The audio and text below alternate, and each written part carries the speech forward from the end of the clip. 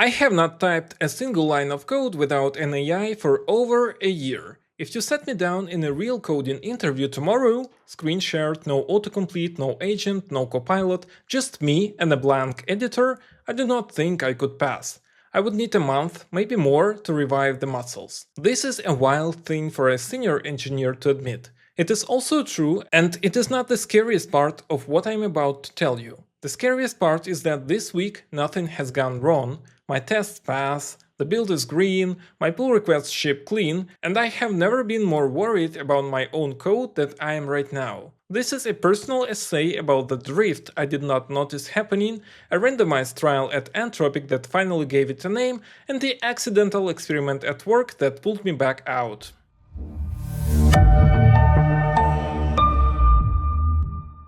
The name for it is Comprehension Debt. The phrase is not mine, I got it from Eddie Asmani, who published a piece called Comprehension Debt about a month ago. I read it the day it came out and I recognized myself in it before I was halfway through. That does not happen often with industry essays. Usually they describe something I have seen happen to other people. This one described what was happening to me in the present tense, while I was reading it on a phone. The idea is straightforward. Comprehension debt is the gap between how much code exists in your system and how much any human actually understands. It is not technical debt. Technical debt announces itself. Slow tests, brittle modules, the file everyone is afraid to touch. Comprehension debt is the opposite. It does not slow you down, it speeds you up. The velocity charts looks excellent right up until something explodes and nobody in the room can read the stack trace. Eddie wrote one line that I keep quoting back at myself. Making code cheap to generate doesn't make understanding cheap to skip. That single line is the entire problem.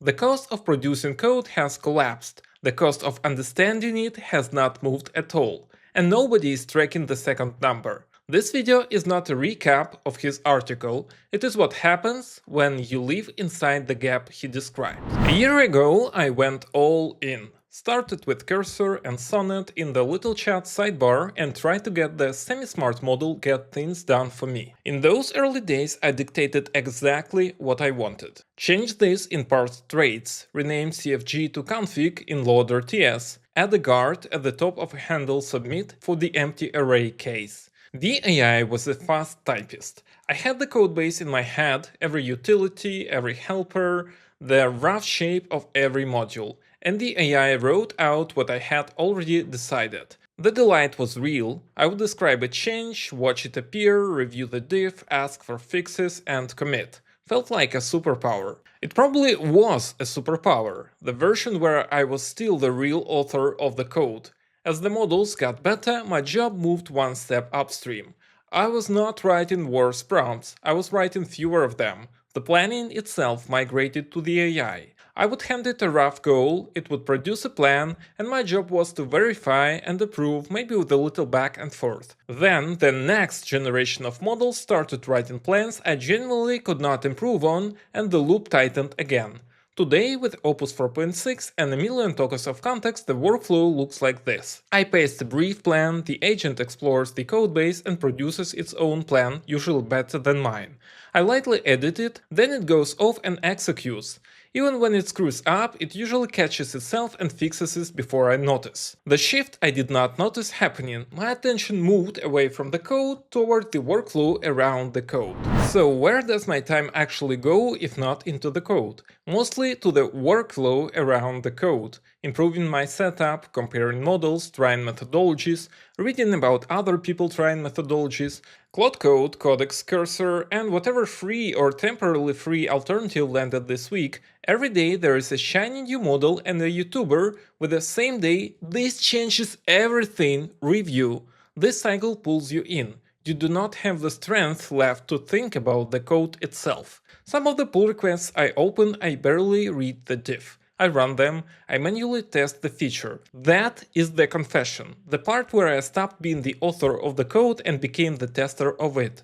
Honestly, even that step has started to fade because Agent Browser ships with its own skills, and a small instruction set, how to sign in, how to navigate to the new feature, is enough to let it click around while I watch. And I do not feel bad about that one. Manual clicking is exactly the kind of work you want to automate, and I'm still the one observing what happens. The thing I want to flag is the first step, not the second. And the interview story from the top of the video, this is where it comes from. My wife works as a recruiter and sits in on coding interviews. These are online, screen-shared, candidates write code in whatever IDE they prefer, but no AI is allowed. No autocompletion, no agent, no agentic development. Just the candidate, the editor, and their hands.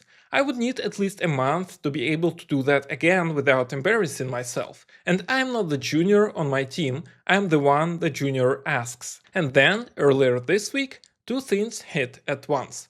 Anthropic tightened the 5-hour limits at peak hours, so we burned through our quotas before the workday was gone, and Opus itself started running noticeably slower, even inside the limits. Open the Claude status page right now, and there is a lot of red. The whole workflow slowed down. Everyone in the company felt it within the hour. That is what dependency looks like when you cannot see it any other way. The moment the floor shifts under you, you feel it through the whole team at once. There are always escape hatches, open code, Quen code, the free alternatives that pop up every other week. I do not actually hop between them very much. What I do is keep my setup portable, my skills, my prompts, my workflows, so that if Claude Code stops being usable tomorrow, I can pick another tool up next morning and not lose the week. That kind of hedging is the only insurance you can buy as an engineer right now.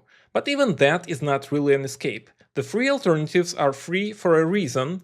They might be testing, they might be training the next model on whatever code you feed them. Free cheese mousetrap. You're not escaping the dependency, you are trading one for another. Which leaves the only thing actually worth keeping, the part nobody is selling you, your own grip on what you ship. And then this. End of January 2026, Anthropic published a randomized control trial called How AI Assistance Impacts the Formation of Coding Skills. 52 software engineers asked to learn a Python library called Trio. One group used AI assistance, the other group coded by hand. The headline number: the AI-assisted group scored 17 percentage points lower on a follow-up comprehension quiz, 50% versus 67. The time the AI group saved? Roughly 2 minutes. Not statistically significant. So the trade was a third less on the material retained, in exchange for 2 minutes you cannot even prove existed. But the part that should have made everyone in the industry stop scrolling is which skill took the biggest hit: debugging. Debugging fell off the steepest cliff of any category in the study. And here is where I have to be honest with you, because my first reaction was to push back. Models are good at debugging, they are extremely good at it. The annoying routine parts, fetching Docker logs from a local container, searching through Grafana, knowing which service to look at, and which keyboard to grab for, they automate all of it.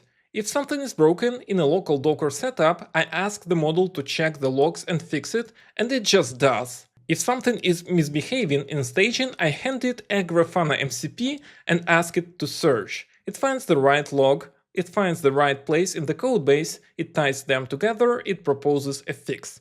It does all of that faster than I would. That is a real relief. It is also exactly the problem. Imagine you took this setup away from me. No terminal, no Grafana MCP, no agent. Could I still debug the same incident myself the way I would have 2 years ago? Not even close. The model has not gotten worse at debugging. I have. Slowly, quietly, without ever noticing it.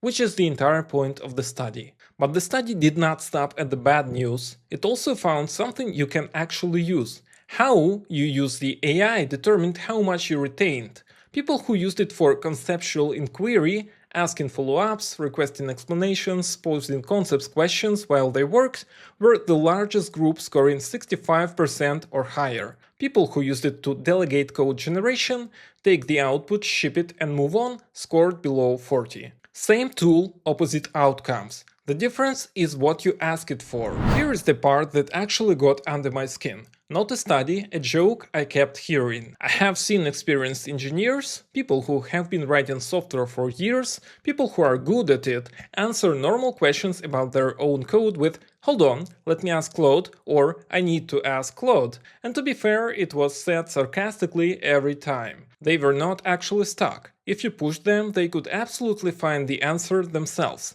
They were making a joke about the new normal, the way you joke about the weather. This is exactly what makes it worth flagging.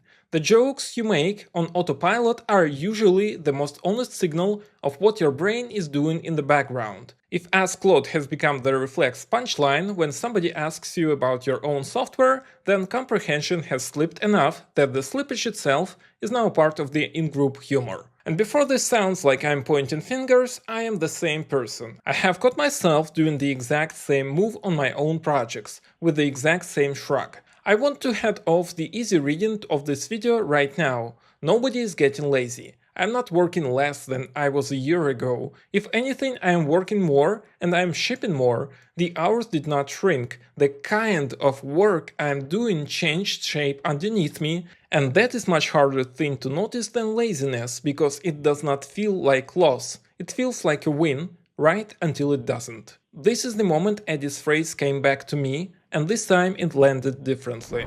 The thing that pulled me out of the drift actually started before the Python codebase. It started with the article. I had been feeling for a while that something was off with the way I was working. I just did not have the language for it. The article handed me the language. It named the thing and it told me I was not the only one feeling it. That was enough to make me decide, right there, that I needed to invest more in actually understanding the stack and the architecture of what I was shipping, instead of just shipping it and moving on. I did not yet know what that would look like in practice. The how showed up a couple of weeks later almost by accident. I changed teams at work, joined the AI Strike team, and the new codebase was in Python. I have never written Python professionally. I learned a little syntax once, wrote a few toy functions, and that was the entire extent of it.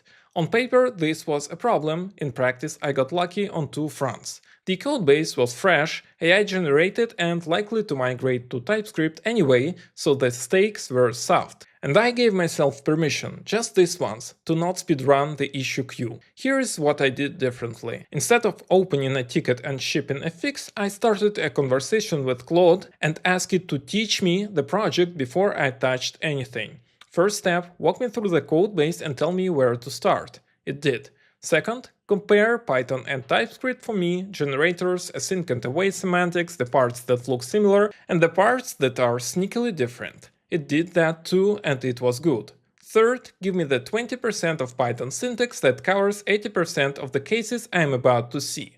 Fourth, walk me through the actual request and response flow in this fast API project from the root decorator to the database layer. All of that happened in one conversation because of the million token context window. So when I finally got to step 5, I pasted in the GitHub issue I had been assigned and asked the model to implement the fix. But the model was still in teaching mode. I told it, implement this, but explain what you are doing and why as you go.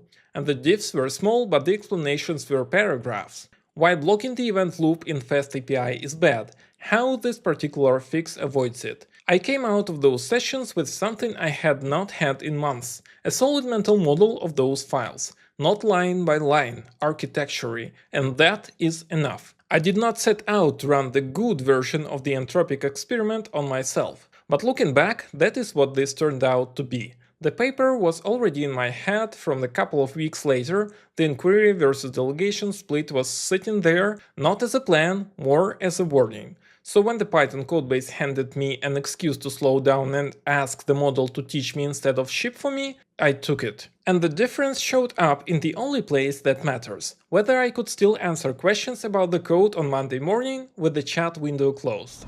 So here is the rule I am giving myself on camera, where I cannot quietly walk it back later. I need to actually get it. What changed in this PR, why it changed, and how it fits into the rest of the system. Same for business logic. If a teammate asks me how some part of our own codebase works, I want to be able to answer without opening a chat window at least half the time. The other half, I will give myself a pass because I am not going to pretend. The non-negotiable is this. Even when Claude writes the code, opens the PR and reviews the PR, it's doing all that on my behalf. My name is on the commit. I am the one who gets paged at 2 am. I am the one who owns the postmortem. The model does not get woken up. I do. So I do not need to remember every function. Nobody does and nobody ever did. What I need is a grip on the architecture, the protocols and the why of the system. The shape of the thing, the places where it is fragile, the reasons specific decisions were made.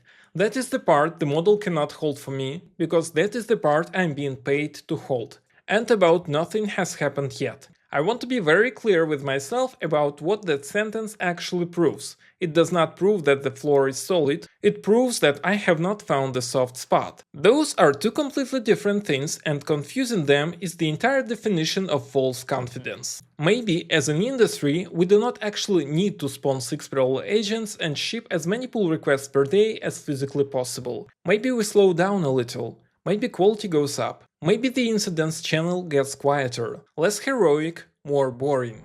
So that is where I am landing. Slow down, ask the model questions instead of orders. Hold the architecture in your own head, because when something breaks, you are the one in the room. If you want more slow and honest videos like this one from the channel, the like and subscribe buttons are right there. It genuinely helps. And if you have your own version of the Let Me Ask Claude moment, the one where you caught yourself, leave it in the comments. I want to read those. And on that note, the cat does not ask Claude what time dinner is. She does not need to. She has a complete working mental model of this apartment, the location of every bowl, the weak spot in the food cabinet, and exactly which floorboard creaks when I am trying to leave the kitchen unnoticed. She holds the system in her head. That is the bar.